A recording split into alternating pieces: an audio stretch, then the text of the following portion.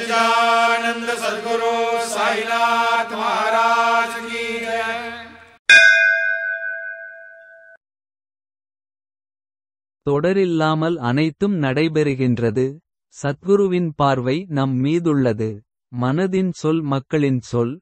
தெரியும் அவருக்கு வருங்காலத்தின் சொல். வேறு எந்த எண்ணங்களும் வர வேண்டாம் மனதில். நான் சொல்வதைக் கேட்பதில் ஒருமனப்பட்டனர். இதன் அனுபவத்தை பலர் அறிவர். தாசன் கூறுகிறான் பக்தர்கள் விருப்பமாக எடுத்துக்கொள்கிறனர்கள்.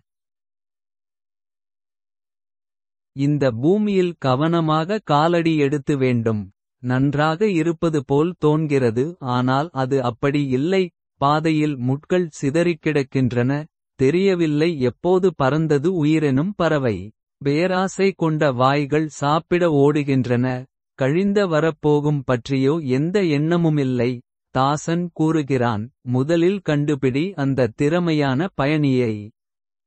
எவர் கவனமாக அழைத்து செல்வார்கள் உன்னை. இலைகள் பூக்கள் மற்றும் பழங்களை கையில் எடுத்து. இதய விருந்தினரைப் பற்றி யோசித்துப் பார். அதன் மூல காரணம் யார் என்பதைக் கண்டுபிடி. அவர்தான் உனக்கு புரிய வைப்பார். உனக்கும் எனக்கும் உயிர் கொடுக்கும் எஜமானர் யார். வாய் திறந்து உண்மையே பேசு. பண்பூதங்களில் வாசம் இருக்கும் வரை. அதை விரைவாக அடைதிட பார்.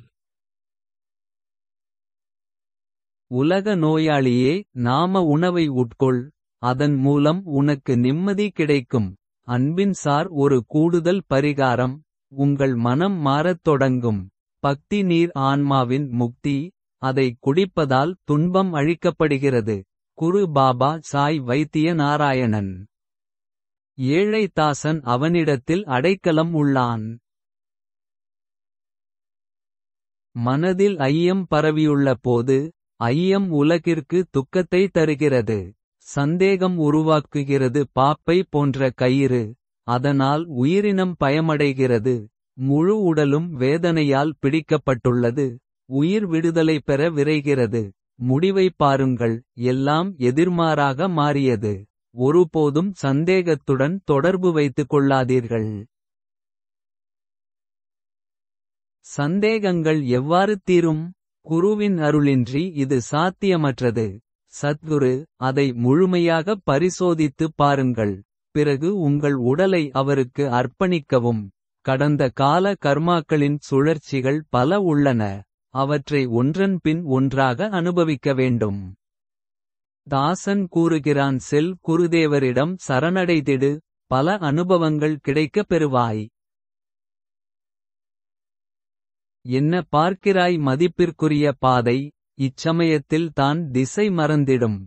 சத்குருவைப் பற்றி சிந்தனை மட்டுமே உன் வேலை. மற்ற அனைவருக்கும் ராம் ராம் என சொல்லிவிடு. மனம் ஐயப்பாடு நிலையில் அங்கே இருக்காதே. உனது காரியத்தில் தடைபாடு ஏற்படும். யாரிடம் வேலை உள்ளதோ அவர் தனியாக இருக்கிறார். அவரிடம் அடைக்கலம் புகுங்கள் என்கிறான் தாசன். श्री सच्चिदानंद सद्गुरु साईनाथ महाराज की